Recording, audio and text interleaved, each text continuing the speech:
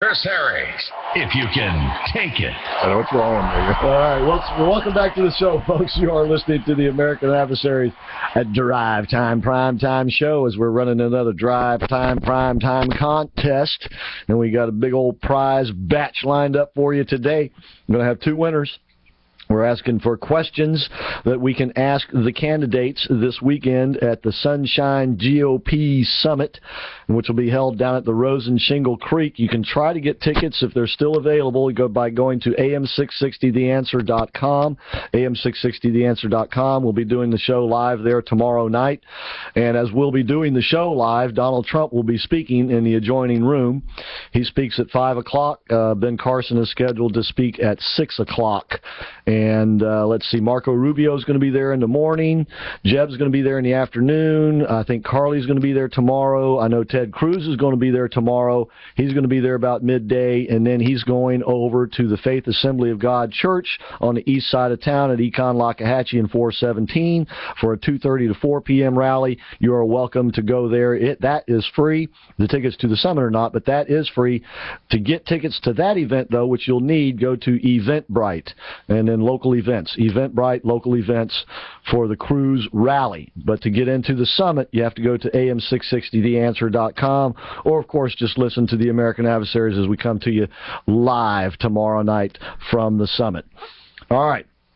So we got some open phone lines. If you have a question in mind that you would like me to ask any one or all of the candidates, what would it be? Give us a call at 407-774-8255. What we got let's see, a $20 gift card to Cafe Post and a 30-minute chair massage at Marilyn Monroe Spa in Oviedo. Marilyn Monroe Spa in Oviedo. Now, do we have one or two of those?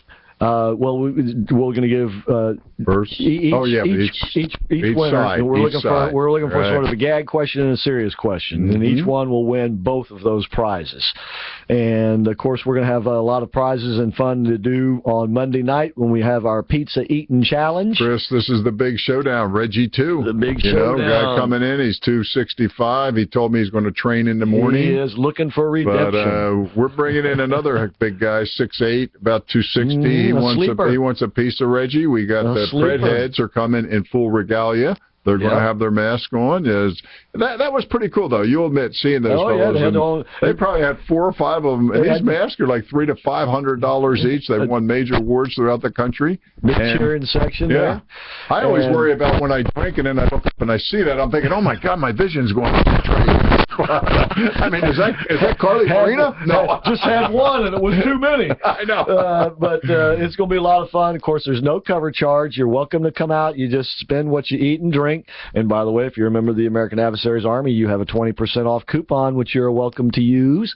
And let's see, we're going to have James Hall with the trumpet playing again. We're going to have, Grant Malloy's going to be there plucking the banjo. We've got the Wounded Officers Initiative guys have entered a contestant, Antonio, who represented the U.S. Navy, and then the Shriners. We got the Lone Ranger coming. The Lone Ranger will be there, Martini in hand, man, and the Arms Room guys. They'll be there as well. Of course, they have a live show every Saturday afternoon after. Talk to the Experts. Talk to the Experts is live 1 to 3. That's right. And then Arms Room Radio is live 3 to 5. Just like Sunday night, you're not going to find great live radio like that. It's going to be hard to get a place at the table. You know, I mean, Chris, and you'll be judging too, and we think probably 10, 15 minutes? Yeah, we got 18-inch pizza they got to start with. They'll start with an 18-incher. If they get through that, then they go to a 10-incher. And then we go to piece by piece until there's a dropout. Through that. One ball, one fall, loser leave town, no time limit. So you're saying Reggie's been practicing? He's been working on hot dogs mostly. He's looking for the Nathan's hot dog deal. He practices 3 times a day, religiously. Eating salad, He's like the kid from the University of Missouri that, he's going to be on a diet. Well, I want to talk about Mizzou here in a moment because that's getting messier and messier. But once again, do come on out and join us. And we got some special judges lined up. We got Pam Rogan, who is the president of the local National Association of Women Business Owners, who's going to be there. Right. So it's going going to be a lot of fun. Yeah. All right, let's go take a couple of more contestant questions here. Let's go to Charlie next. Charlie, thank you for calling this afternoon. Who would I ask and what? I would ask each and every one of them, what are your long-term, short-term plans on reducing corporate taxes in the United States so we can bring some of these offshore manufacturing jobs back home to us? I mean, we're the ones that invented half the stuff that these people are building in the first place. Man, you're singing my tune because of all the tax plans, you could forget about if you want to juice the economy. Now, it's one thing to give people a break by giving them lower taxes. It's another thing to juice up the economy. And if you want to juice up the economy, the corporate tax rate is the place to do it because that's where you can make a big bang for your buck because there's all of this cash that's sitting overseas waiting to be invested. And, you know, Chris, I think it was Pfizer. I mean, they're one of the top 10 companies, I think, in the country. They may be headed abroad. I mean, this is this is another one that said bye-bye. It's called corporate inversion. And we're going to lose a lot of jobs on this. Burger King inverted. Yeah. There have been a number of them. Trump is the only one talking about it and how huge of a problem it is. Because he understands. Not only do jobs go away, but the part of the tax base goes with them because we are so ignorantly relying on corporate taxes. Charlie, excellent question. You're in the running for the serious questions. Yeah, our inversion is Obama's perversion. Yeah. I mean, what he's doing. I mean, the jobs, the money, what we could do to help this economy and boost it and our GDP. All right. So he's in with what are your plans, long-term and short-term, for lowering the corporate tax rate? That's an awful serious question. To get investment back in. But it's a good one. Good one. Let's go to Ken next, and then Keith will be after Ken. Ken, thank you for calling. Hey, guys. How are you? Excellent. Right. Yourself? Good. Great. Thank you. I guess this could be for any of the candidates, but I'm curious if they've been keeping a track of the list of executive orders that have been signed by Barack Obama. And if so, which ones would they immediately rescind and in what order? I'd love to that is a good question. A long list of those, as a matter of fact. Yeah, I'm beginning to get the idea that I'm not going to have to worry about writing any questions of my own. We'll just start 1, 2, 3. You know? All right, say your question again because I'm writing these down.